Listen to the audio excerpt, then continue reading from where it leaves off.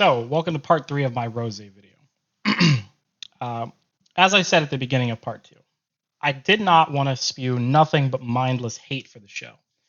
So, this part is my attempt to offer constructive criticism in the form of an alternative narrative.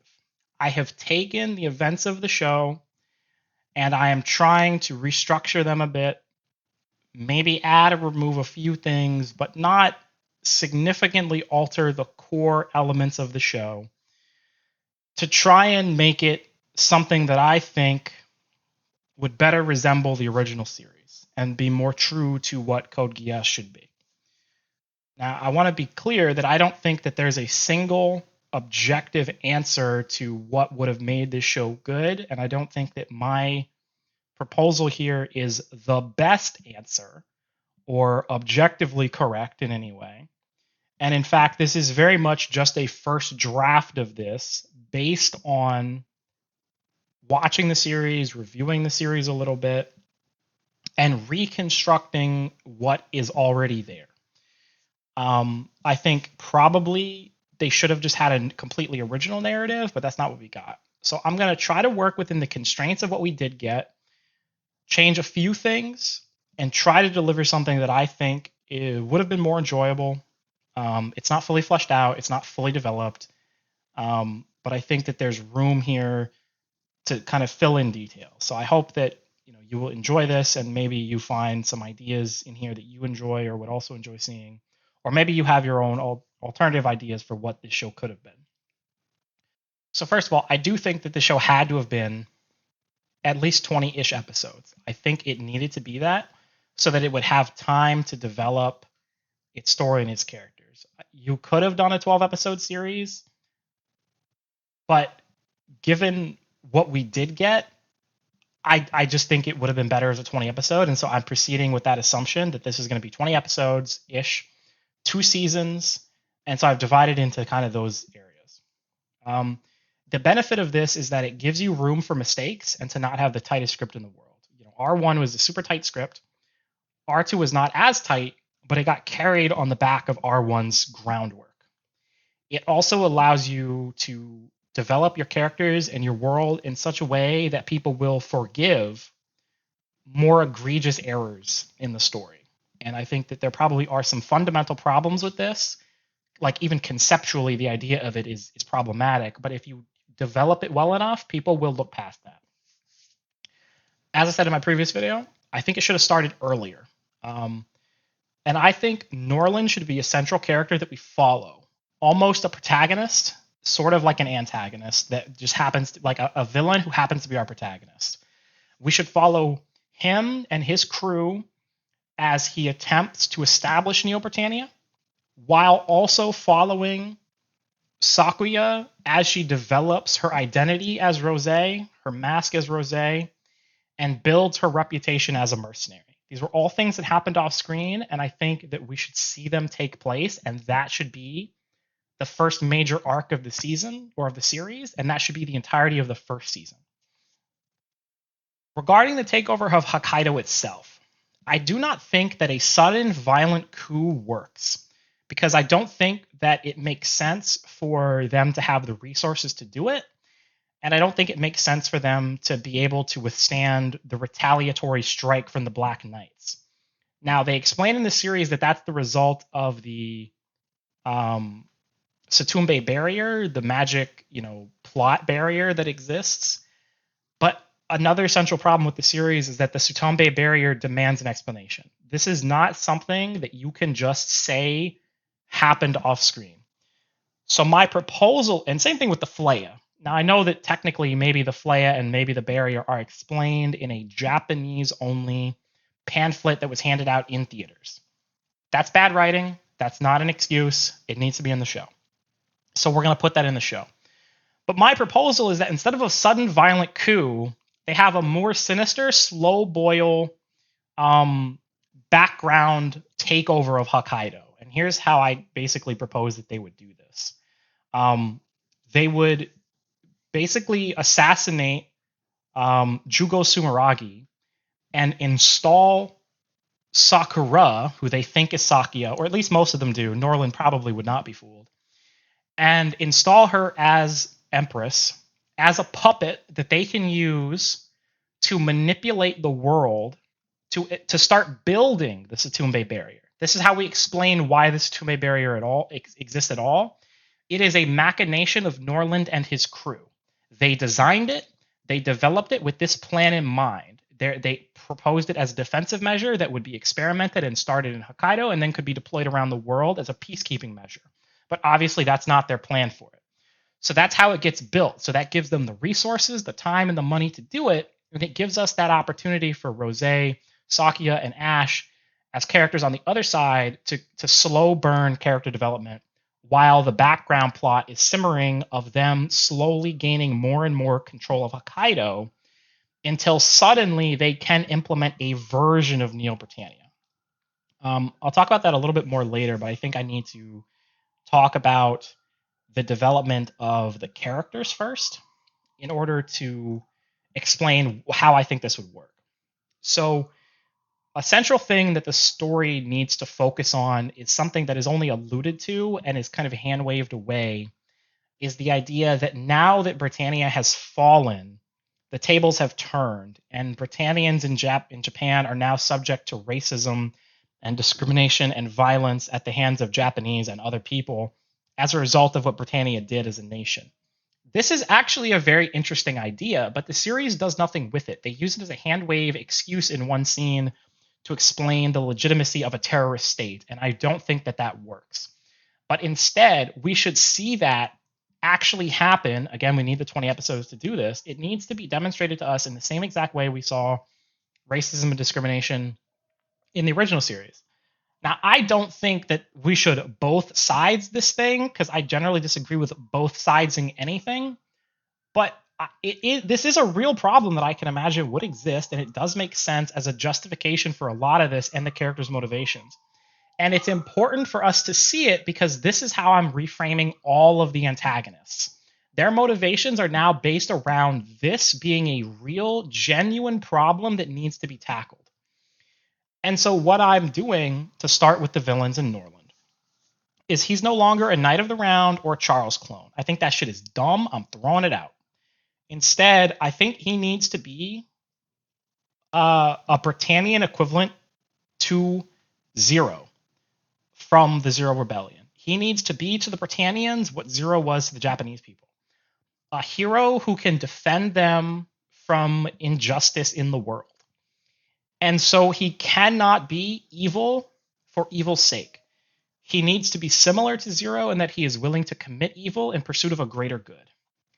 And so to that end, he does orchestrate the assassination of Jugo Sumeragi while trying to kidnap his children, or his child, so that he can manipulate her to help establish Britannia and this Neo Britannia as a legitimate state, or to help them build power in preparation for the declaration of Neo Britannia, or something to that effect.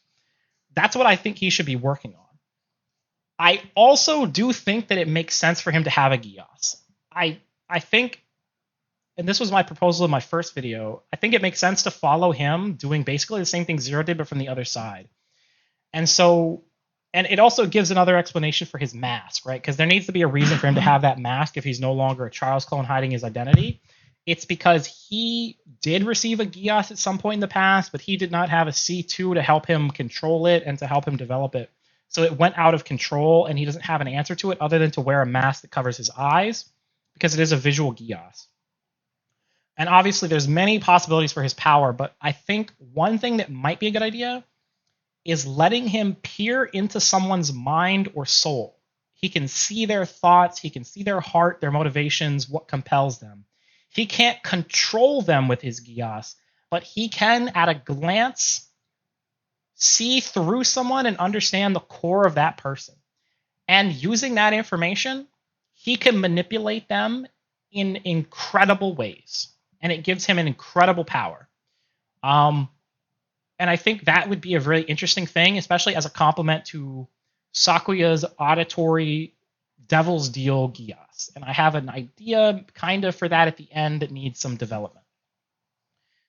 Catherine. I think her background can remain basically the same in that she was a child, someone tried to kidnap her, and Norland saved her and raised her. But obviously in this scenario, Norland's not a fucking psychopath. So he actually did raise her as a daughter who cared about strength and justice. And they have a real relationship that can be explored as a dynamic. And she's basically his ace, his Colin, his best knight and warrior. And I think that would give her something interesting to do, and it would set her into a unique place in the series. And obviously, you do need to fix her outfit. Her outfit's ridiculous. Her mech can remain silly. I like that, but the outfit needs fixed. Nara is more or less fine because she's already the most reasonable character in the series, and since I'm making Neo Britannia less evil in general, she indirectly becomes a better character because she still has hesitations about the darkness and the evil that needs to be committed in pursuit of this. But now it's not as if she's tolerating or down with just mass murder of Japanese for no reason, right? Arnold is also fine in concept, maybe, but I think he clearly needs more time to develop a rivalry with Ash, which again we have time to do. Any changes to his character need to go alongside changes to Ash's character. And I think it would make sense if he becomes more of a wild card or a secret weapon for the real villain of the show. And here's my proposal. The scientist Stanley who develops the Lokis needs to go because the Lokis are also out. They do not exist. They should not exist. They're gone. Instead, Kristoff is now the real villain. He is the Schneisel of the show. He will take over the role of final boss. And I think he needs to be more than just mad evil scientist. I think he should be the connection to Gios. He should be the reason that L2 and C2 give the Gios to Sakuya, at least partially. And he needs to be, as he already is, deeply connected to Gios. And I think his motivation should be that he's a more villainous Lloyd, because Lloyd is a sociopath, but he always kind of tends to be a good guy for, I don't know, he just is a good guy. This guy needs to be an inversion of Lloyd, whose motivation is he genuinely thinks Gios is evil, and he wants to eradicate Gios from the world at all costs. He's like Suzaku's whole deal in the beginning of R2, ignoring his tolerance for the Emperor's Gios. But he wants to eradicate Gios from the world. Any person, anything that has it.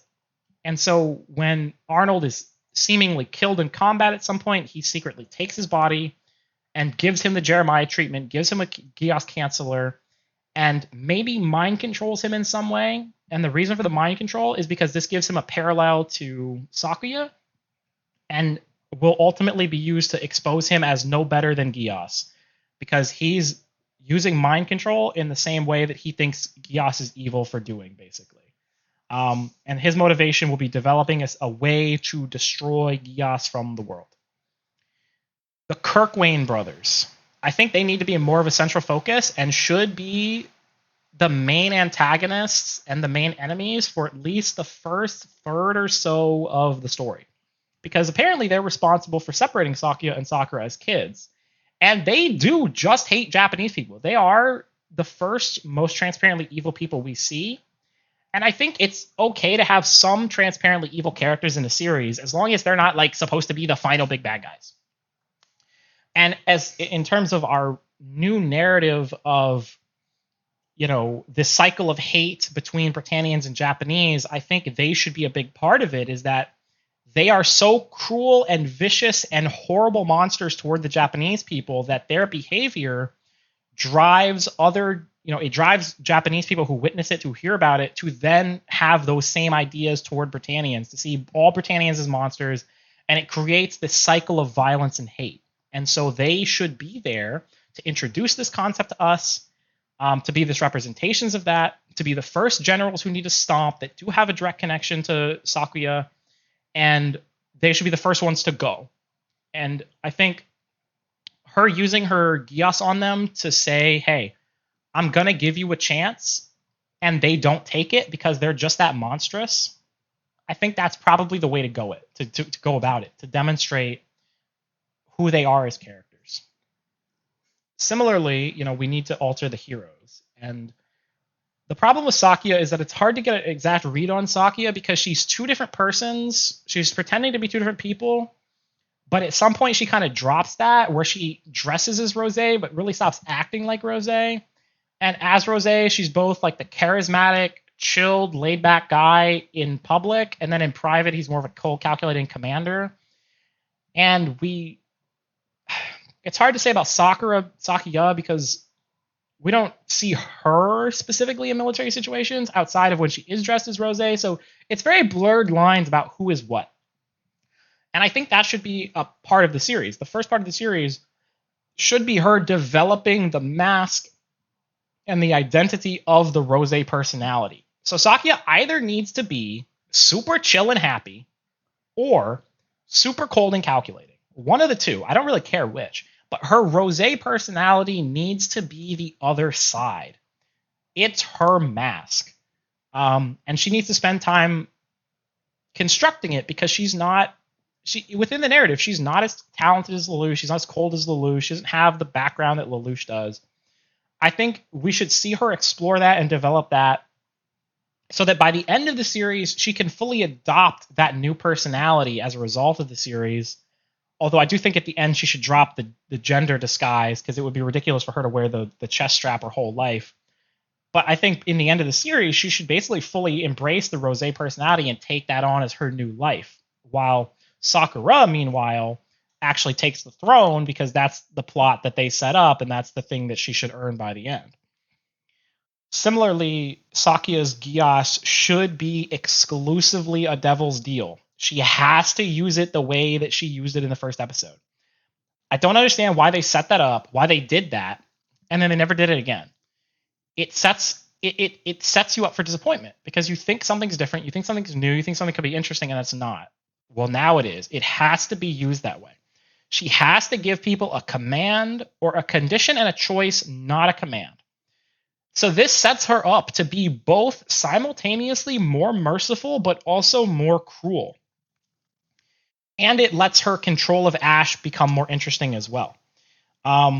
Because if she uses it on Ash, I don't think we'd have to work on how his brother gets worked into this exactly. But the idea I have is that she uses it on Ash, and she says something along the lines of that you must fight for me, preserve my freedom, my safety, and my life, or your own life is forfeit. She says something to this effect, which compels him, even though he is an enemy of her and the Japanese people at this point, it compels him to follow her because he's not a fucking idiot. He understands, like, he can feel the effects of this. He tries to resist. He sees the gun go into his head and he's like, oh shit, this is real. I need to stop fucking around. And so he's compelled to follow her and become a begrudging ally, but he's not always going to be forthcoming with information. And he may sometimes try to undermine her. And so he is this ace pilot, this crack pilot, this OP. Literally, I just thought of this. He's when you try to use a level 100 Pokemon at the beginning of a Pokemon game. It's really overpowered, and if it does what you tell it to, it will destroy the opponent. But it may also just tell you to go fuck yourself because you don't have the right badge. That would be Ash's role, and he may also play coy and not be straightforward and forthcoming with information that she needs. And so that would create a really interesting dynamic and an opportunity for them to forge a real bond throughout the entire series, not just a fake one for most of it, and then a real one for the last couple episodes. And through it, he would change. And Sakuya's arc would be that her primary and only real motivation is rescuing Sakuya and getting revenge for her father. She does not give a damn about anything else. She really doesn't necessarily care about the Japanese people. She doesn't care about the Seven Shining Stars. She does not care about anything else other than her friend and her father. She's single-minded in this focus on revenge, rescue and revenge. And this will be to her detriment and is her arc that she must learn to overcome throughout the series. That's my proposal, because I think that's kind of what happens already, but it's not fleshed out enough. So as I said, I think Sakura's character is probably the best part of the show already. So basically just give her the ending she deserves. And so because Norland's been changed, Sakura would be installed in actual good faith. Like she is an actual empress who does have some power, but he is using her as a puppet to implement, like, hey, you can pass this policy that helps Japanese people, but hey, by the way, there's like a tiny little section in here that says we're going to get some funding for this thing called the fucking Satumbe barrier. Don't ask questions about it, but just go ahead and sign your name on that, right? That's what she'll be doing. And eventually she'll kind of realize that. I mean, she probably knows she's being manipulated right out of the bat, right? But she'll have a similar arc to what she does, and then she'll actually get the ending she deserves. Ash. So Ash is difficult because he's already a good character, but the plot has to change. Like, he can't have the same backstory if we're changing Norland and if we're changing the story. So my proposal is that he is still the adoptive son of Norland, but Norland's not a complete bastard, so Ash is basically in line with his father, where he is kind of anti-Japanese, but he's not a monster about it. And so he is Sakia's enemy, and I think he should actually be the person to assassinate Jugo Sumeragi. If we take that out, this idea of him being friends with Jugo Sumeragi and him wanting to protect Sakia regardless of the Gyas undermines the whole point of him being under the fucking Gyas. It's one or the other. Either he did assassinate Jugo Sumeragi and he's under the Gyas, or he didn't and he's not. I don't understand why they did both. It's stupid. So my proposal is he is the actual assassin that kills Jugo Sumeragi. Sakia finds out about this, tracks him down first for some reason, because it's maybe the easiest thing to do, uses her Gyas on him, and then we kind of move the plot forward from there. That's the first episode, is tracking down Ash, somehow cornering him, and using the Gyas. That's her first episode. Haruka.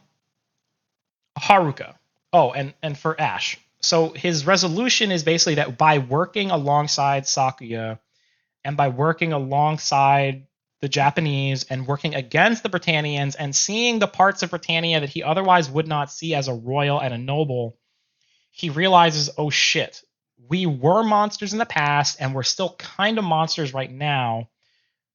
But also, like, you know, like it was wrong of me to assassinate, you know, Sumeragi, but also, you know, it's fucked up of her to do that to me.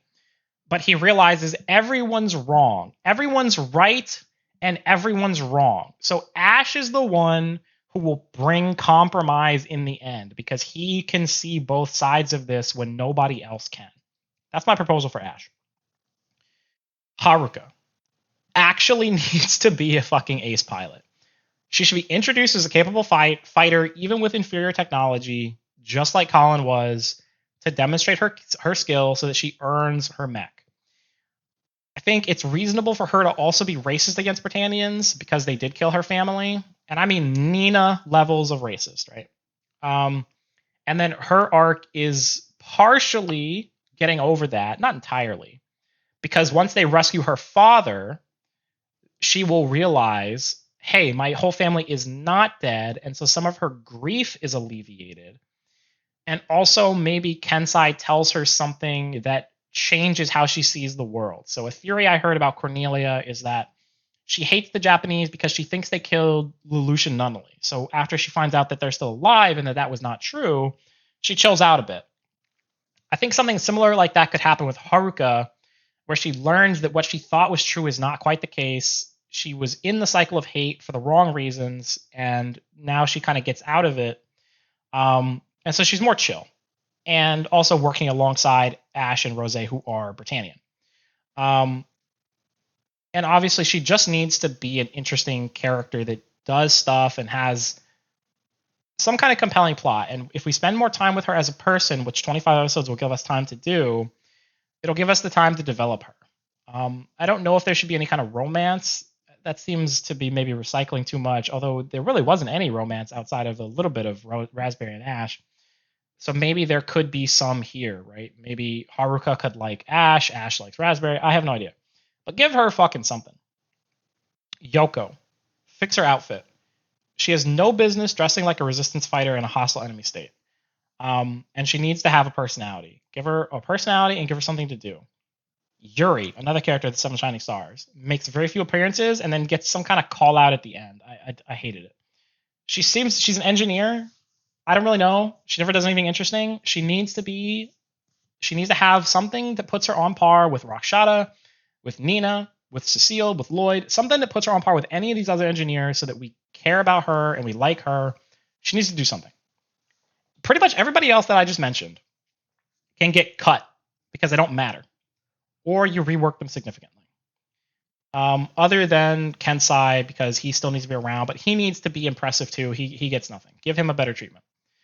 My proposal for the Black Knights is that perhaps the Black Knights in Hokkaido are the reason a lot of this shit happens. Maybe the Black Knights are the most evil, corrupt people here, because it turns out sometimes we install bullies and monsters into positions of power, and the Black Knights in Hokkaido are actively interfering with everyone else's ability to stop conflict from escalating. That would be more interesting than them being just completely incompetent at their job. As far as the returning cast, I think it's incorrect for Lelouch to give Saki a Gias and then just fuck off. They should stick around. Maybe not, staying in the same room like C2 used to, but they should be around to observe the events of this. And their motivation for all of this, again, could be centered around Kristoff and the Gias. They know he's up to something, or maybe he knows something, and they're trying to stop him. And so that's part of why they're around. That's part of why they gave Saki the Gias. They have to be around, and I think a lot of the philosophy of the series should come from them as they observe the world in a post-Zero Requiem world, and Lelouch ponders kind of the question that Ogi and Tamaki asked at the end of Resurrection, like, maybe not necessarily did I do the right thing, because, I think Lelouch is probably pretty confident about that, but maybe how could things be different? Or just pondering about the state of humanity. Like, I did this, I installed peace, and people are always trying to throw it away. Just reflecting on the state of humanity now that he has become more than that and has removed himself from the conflict directly. I think that should be his role. He shouldn't just show up randomly for 2 minutes in episode 4. That's stupid and pointless. Similarly, Colin and Suzaku should show up way earlier. My proposal, they would basically show up at the start of season 2 when shit pops off, and they are adamant in wanting to do something. Because the question that everyone had was, why don't they do anything? Where are they? Well, they want to do something. We see them talking to Cornelia saying, hey, something's going on. Send us in.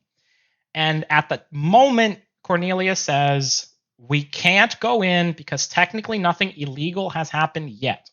But Cornelia is not stupid. She knows something is happening, so she gets in contact with the Black Knights in Hokkaido, which may or may not go wrong if they're corrupt, and she may or may not get in contact with Roze as an alternative contact.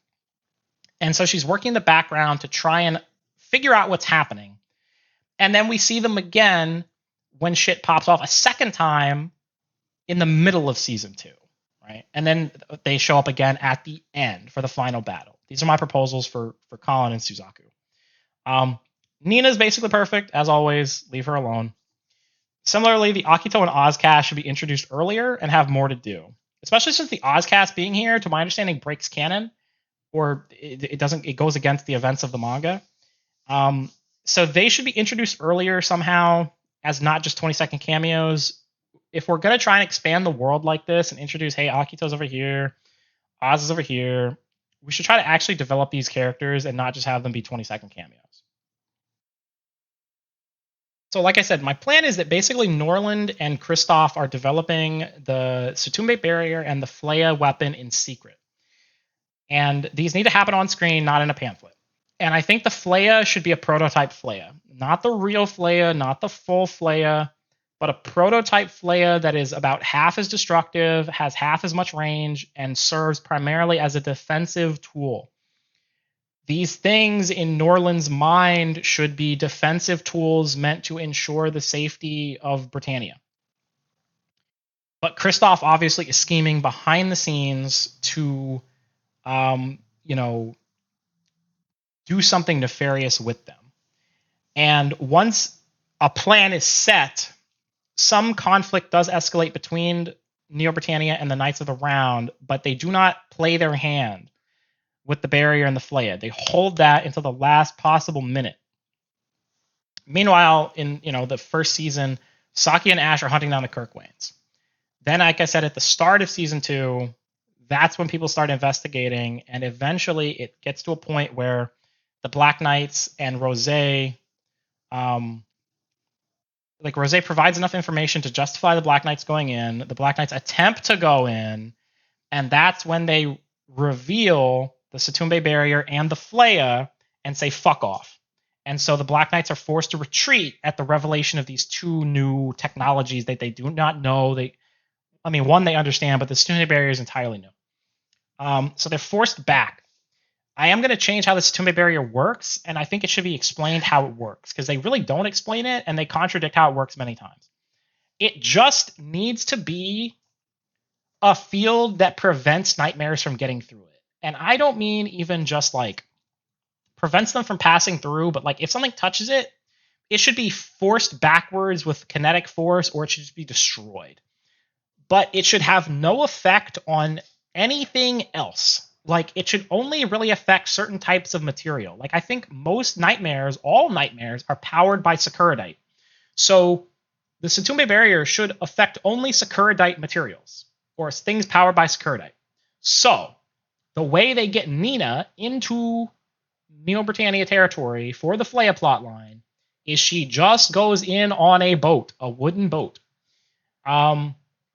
And this is how all kinds of stuff gets in, is that they send it in incomplete states, they send in a nightmare, but it's missing the Sakuradite components, and then the people on the inside need to put in those Sakuradite components. But this means the Black Knights can't just roll in with a full army. And obviously Norland is stationing troops on the ground, so they need to find places within those gaps to get supplies in. And that should be the focus of an episode, is discovering weaknesses in the barrier that can be exploited for future plans. We should not just hand wave away how and why shit does and does not get affected by this fucking barrier. And ultimately, I think this should be a situation where it's made explicitly clear that Neo Britannia is not a superpower. They are a small military power with a couple of aces up their sleeves. So this cannot be a situation that lasts for 5 years. This is a couple weeks, a couple months maybe. This is not something that lasts and goes on for years, because they would not be able to sustain that. The goal in the short term for Norland is just to kind of force the Britannians to some kind of negotiation table, because he thinks that they've been unwilling to do that, or there's some compelling motivation for him to do that, and he has some plan for it that is not destroy the world and kill innocent people. So my resolution for Act 2, which would be most of Season 2, would be that Ash and the Black Knights and Roze work together to disable the Satumbe barrier just long enough to let some Black Knight forces through, like Colin, like Suzaku, who can kind of take down a lot of the army.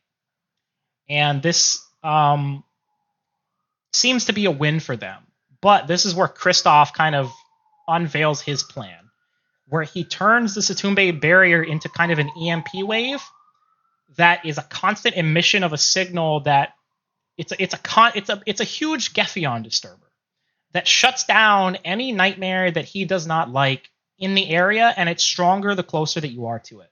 So they've gotten in, but now they've flipped the cards, and the Satumbe barrier is no longer a barrier to keep people out. It is an emission field to disable everyone in the area. So he can now destroy everyone who might present a threat to him, and he probably was working on some kind of super nightmare or something powerful behind the scenes. And again, his plan ultimately is not world domination or anything. He just wants to get rid of Gios. Anyone built by Gios. He knows Lelouch had Gios. And he probably is tracking down Lelouch specifically, to be honest. I don't know exactly his motivations. But Ash is able to broker a peace between Norland and Roze and Sakia, so that the Neo Britannians and the Black Knights who are left and are able to fight are able to then pursue Kristoff as the antagonist, and they need to work together to do this, to disable the Gefion field and destroy maybe that super nightmare that is a drone that is being piloted by Kristoff remotely. So that occupies Colin and Suzaku out in the field because there's a super nightmare going on to distract everyone. Meanwhile, Norland and the others are inside of this headquarters or whatever. And this is where he reveals Arnold as his super weapon with a Gios Canceller, who's also like a, talented killing machine cyborg now, who Ash has to fight while Norland and Roze have to pursue Kristoff. Kristoff reveals he has anti-Gios technology, so it becomes difficult for them. They're in a tight spot. Ash shows up. He wins his battle with Arnold. And then they turn the tables again, but for some reason, Kristoff gets away. And then in the end, ultimately, my plan would be that the three of them work together to kind of hold Kristoff down. Norland peers into his soul and uncovers the truth of who he is, because up until now he didn't know. Norland may have just had a trust for this guy. He may have had a blind spot for this guy, right? Or maybe, Kristoff already had a plan to counter his Gios in a way that he didn't know. Kristoff is a crazy genius motherfucker. We don't know. And based on what they find in his soul, which I haven't quite determined at this stage, Sakuya would make a decision on how to handle it. But the truth is that the plot, he would not be wrong. Gios is certainly evil in a capacity, or it has the capacity for evil. But I think the resolution that needs to be reached is that Gios is a tool. And it's a tool that can be used for good or evil, as demonstrated by Lelouch, Sakuya, but also by Norland to an extent and by other people. And the plot is that, peace is a continuous journey for improvement. This was a conflict. This was a difficult step and a disturbance of the peace, but it is another step toward peace as we continue to resolve the endless problems of humanity. And it should be about that. It's not disrupting the peace. It's not ending the world. It's continuing to strive toward a better peace. So I'm not sure exactly what Kristoff's resolution would be in this draft, but I think he would serve as a good villain, and having him tie everything into Gios and serve as someone who is against Gios rather than trying to abuse it and take advantage of it. He's trying to get rid of it. I think that would be interesting and compelling and a new direction for the series. As I said before, in terms of the final wrap up, Sakuya and Sakura realize collectively that Sakura is better suited for the role of Empress, so she continues that. She gets her proper resolution. I think Sakuya should permanently adopt the persona of Roze, since obviously people think, they may think that Sakura is Sakuya, but she just decides to take on the Roze personality after spending so long in it. But she does drop the man part of it and the chest binding, because that would be just unrealistic for her to do all the time. So Roze is a woman now, but she keeps the outfit, the hair, all that. Roze and Ash would go their separate ways, not exactly as friends, but obviously not as enemies either. They have a certain understanding. Roze would probably join the Black Knights. Ash would join Sakuya and Norland in their new territory and government.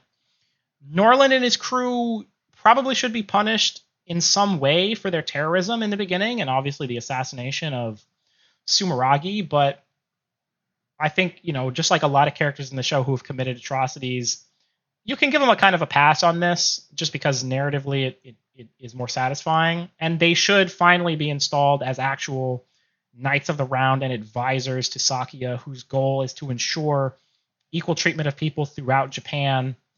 And, I don't know, Haruka and Colin could become friends, because if you've developed Haruka right, people would actually put them in the same ballpark now. But these are just my ideas as a very rough first draft of a direction you could take this series that I think would better utilize the existing ideas, the existing characters, and tell a story that is more fitting for this world and this tone within Gios. And I didn't really mention it, but a lot of what would happen in between the action is time at the Maid Cafe and in the palace to develop the side characters. And I think the Maid Cafe could be kind of a neutral ground between Britannia and the Seven Shining Stars. They don't know that, but they can interact without knowing their enemies, and that would give some interesting dynamics. But like I said, these are just my ideas. If you have watched all of these videos, thank you for sticking with me. I do hope that whatever we get next from Code Geass is better. I am upset that this is what we got. It's not very good. But watching this did lead me to watch The Witch from Mercury, which I'm in love with. And I've been trying to explore some older anime based on my, if you've seen my Bleach review on my channel. I'm trying to go back and catch up on some anime I never watched. So until we do get something else, Code Geass, and hopefully it's good, there's plenty of other anime to keep my attention. And I hope that as time goes on, people start to realize and stop coping and start to realize the show's not good. We need to call it out. Let Sunrise know they fucked up so that the next time they do something, it can be better. That's all I want.